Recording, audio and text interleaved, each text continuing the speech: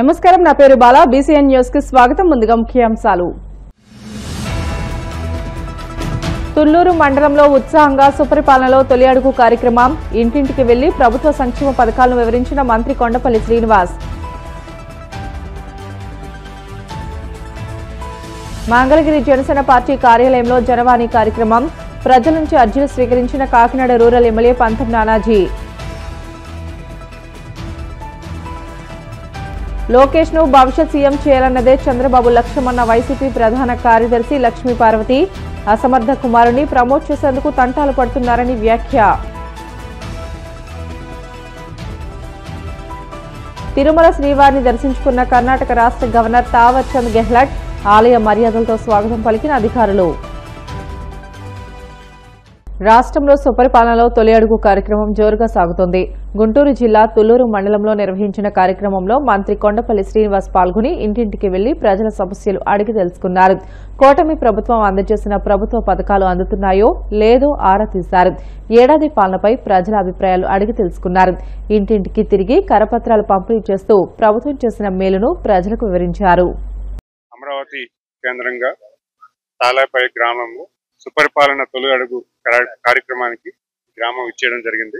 ప్రభుత్వం తాలూకా సంవత్సర పరిపాలనలో గౌరవ ముఖ్యమంత్రి గారు మా అందరినీ కూడా ప్రజల వద్దకు వెళ్లి పరిపాలన ఏ రకంగా ఉంది, ఏ రకంగా కేంద్రీకృతమై కిందన అన్ని వ్యవస్థలు పనిచేస్తున్నాయి అనేది ఒక అవగాహన తీసుకొని రమ్మని, అంతేకాకుండా ప్రభుత్వం సంవత్సర కాలంలో చేసినటువంటి సంక్షేమ అభివృద్ధి కార్యక్రమాలన్నీ కూడా ప్రజలకి తెలియజేయమని మా అందరినీ కూడా పంపించారు. సుమారు ఒక 50 హౌసెస్ వరకు వెళ్ళాము. ఈ హౌసెస్ లో వాళ్ళ తాలూకా కష్టకాలు కానీ, అలాగే ప్రభుత్వం చేస్తున్నట్టు విధి విధానాలు కానీ ఇవన్నీ కూడా వాళ్ళకి చెప్పడం జరిగింది. చాలా సానుకూలంగా ఉన్నారు. ఎందుకంటే ఈరోజు ఈ రైతులు ఎవరైతే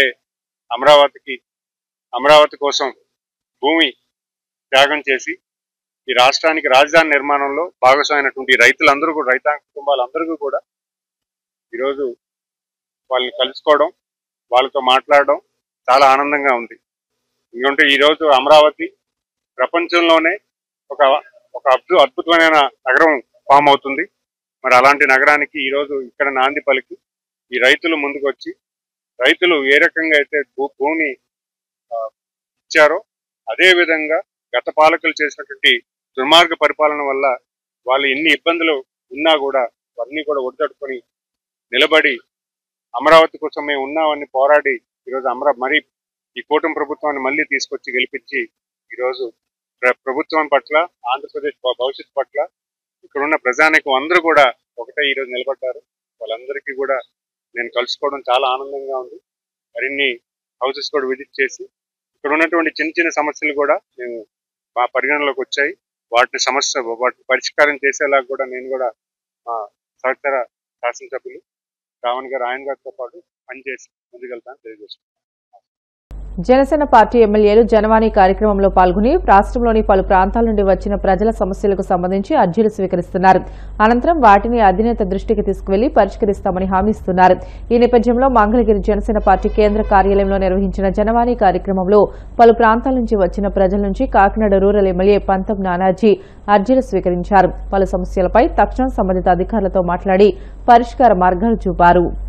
అసమర్థుడైన కుమారుడు నారా లోకేష్ ను భవిష్యత్ సీఎంగా నిలబెట్టేందుకు చంద్రబాబు నానా తంటాలు పడుతున్నారని వైసీపీ ప్రధాన కార్యదర్శి లక్ష్మీ పార్వతి ధ్వజమెత్తారు.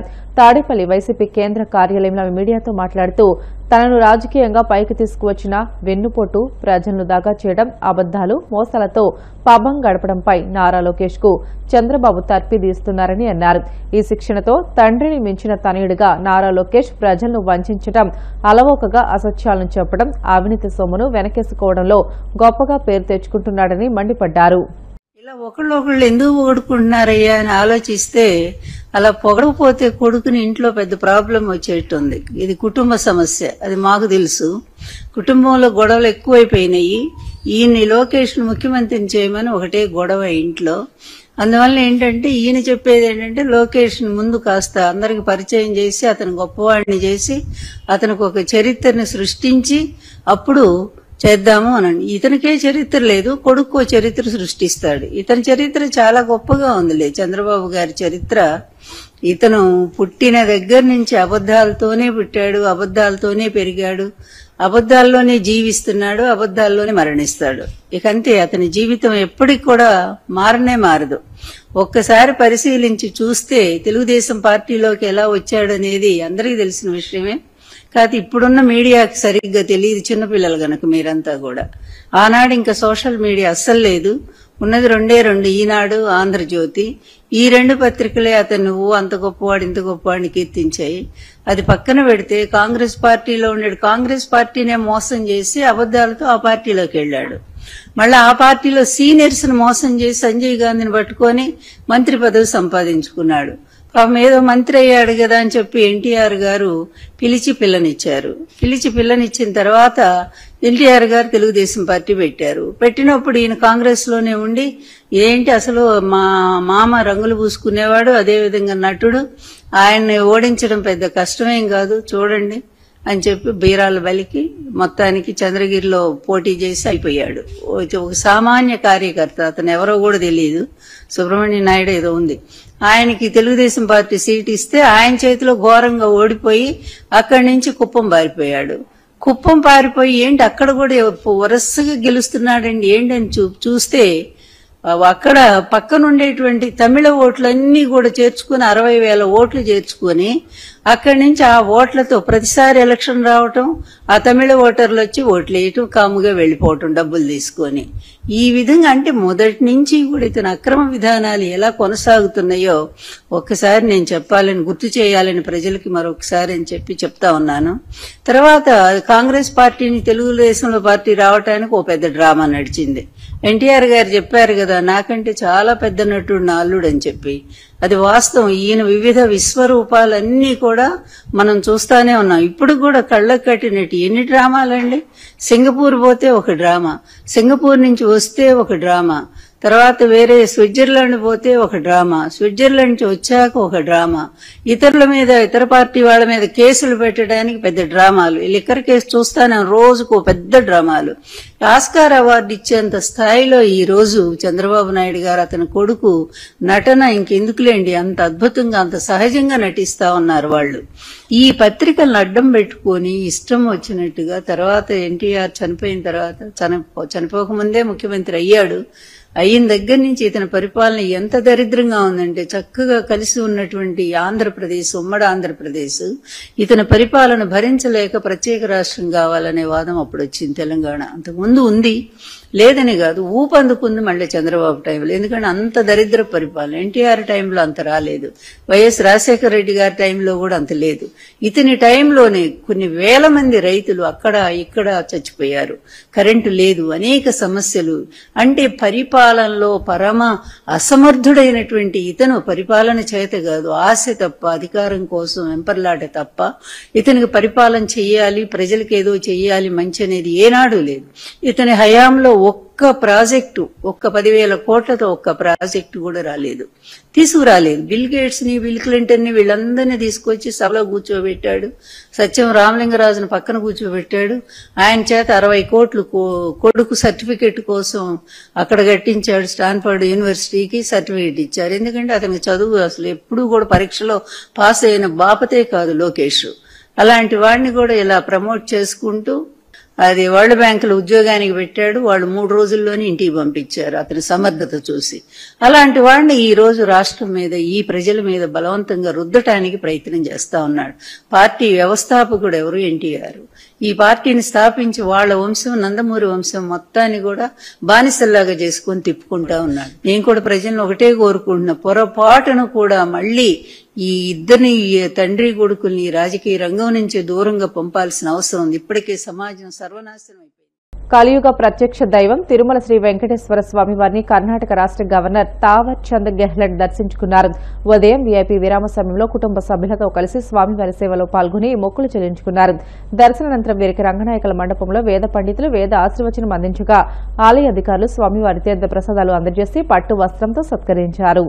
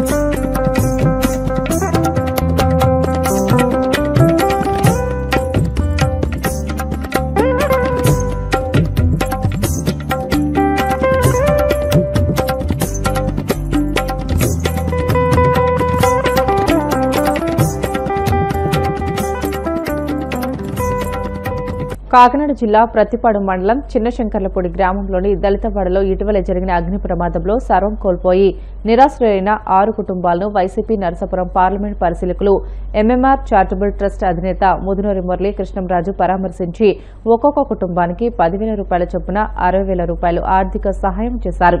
ఈ సందర్భంగా మురళీ కృష్ణంరాజు మాట్లాడుతూ అగ్ని ప్రమాద ఘటన తీవ్రంగా కలిచివేసిందని, బాధితులకు తన వంతు సహాయంగా ఆర్థిక సహాయం చేయడం జరిగిందని అన్నారు. నిరాశ్రయులైన బాధితులకు 3 సెంట్లు చొప్పున నివేశన స్థలం కేటాయించడంతో పాటు పక్కా గృహాలు నిర్మించి ఇవ్వాలని ఆయన ప్రభుత్వాన్ని డిమాండ్ చేశారు. సంఘటన ఇది. ఈ గ్రామంలో ఒక దళితులు సామాన్యమైనటువంటి వ్యక్తులకి ఒక చిన్న పాకల్లో బతుకుతుంటే దురదృష్టవశాత్తు ఇది ఏ రకంగా షార్ట్ సర్క్యూట్ కావచ్చు, లేదా అనేక కారణాలతో కానవచ్చు, దురదృష్టవశాత్తు ఇక్కడ కరెంటు వల్ల జరిగిందని ఇక్కడ ఉన్నటువంటి దళిత సోదరులందరూ చెప్తా ఉన్నారు. కానీ ఏదేమైనా కూడా చాలా దురదృష్టకరం. వీళ్ళందరి పరిస్థితి కూడా చాలా అధ్వానంగా ఉంది. ఇక్కడికి వచ్చి చూస్తే ఈ ఒక ఇంటికి ఇది జరిగితే దీని ద్వారా 6 ఇళ్ళు చాలా దారుణంగా కాలిపోయినటువంటి పరిస్థితి. ఇంటిలో ఉన్నటువంటి సామాన్లు కానివ్వండి, బట్టలు కానివ్వండి, వాళ్ళ ఇంటి ఏ ఒక్కటి మిగలకుండా అన్ని ఇళ్ళు కూడా పూర్తిగా దగ్గమైపోయిన పరిస్థితి. కానీ చాలా దారుణమైనటువంటి పరిస్థితి. వారిని చూస్తే మనసు చలించిపోయింది. చాలా ఇంత దారుణమైనటువంటి పరిస్థితి వీళ్ళకి వచ్చింది. ఇంత దారుణంగా కాలిపోవడం చూసి చాలా బాధ అనిపించింది. వీళ్ళందరికీ కూడా ప్రభుత్వ పరంగా ఏదైతే దళిత సోదరులు ఉన్నారో వీళ్ళందరికీ కూడా అర్జెంటుగా వాళ్ళకి నివేశ స్థలాలు ఇప్పించి పక్కా గృహాలు ఏర్పాటు చేయాలని మేము వైఎస్ఆర్ కాంగ్రెస్ పార్టీ తరఫున డిమాండ్ చేస్తా ఉన్నాం. వారికి ఎటు తోసని పరిస్థితి, బట్టలు లేవు, వండుకోవడానికి సామాన్లు లేవు, ఇంట్లో ఏదైనటువంటి నిత్యావసర వస్తువులు లేవు. వాళ్ళందరికీ కూడా ఈ నెల రోజులు బతకడానికి కూడా అర్జెంటుగా వాళ్ళకు ఏర్పాటు చేయవలసిందిగా ప్రభుత్వాన్ని, ఈ కూటమి నాయకుల్ని కూడా డిమాండ్ చేస్తా ఉన్నాం. దళితులకి ఇంత ముందు వైఎస్ జగన్మోహన్ రెడ్డి గారు ఉన్నప్పుడైతే ఆసరా వచ్చేది, చేయూత వచ్చేది, పెన్షన్లు వచ్చి అన్ని సక్రమంగా అంది. ఇవాళ ఏ ఒక్క పథకం కూడా వాళ్ళకి అందనటువంటి పరిస్థితి.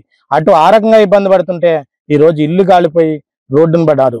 వీళ్ళందరినీ కూడా దయించి అధికారులు కానివ్వండి, ఈ కూటమి ప్రభుత్వం కానివ్వండి తక్షణం ఆదుకోవాలని మేము కోరుతున్నాం, డిమాండ్ చేస్తా ఉన్నాం.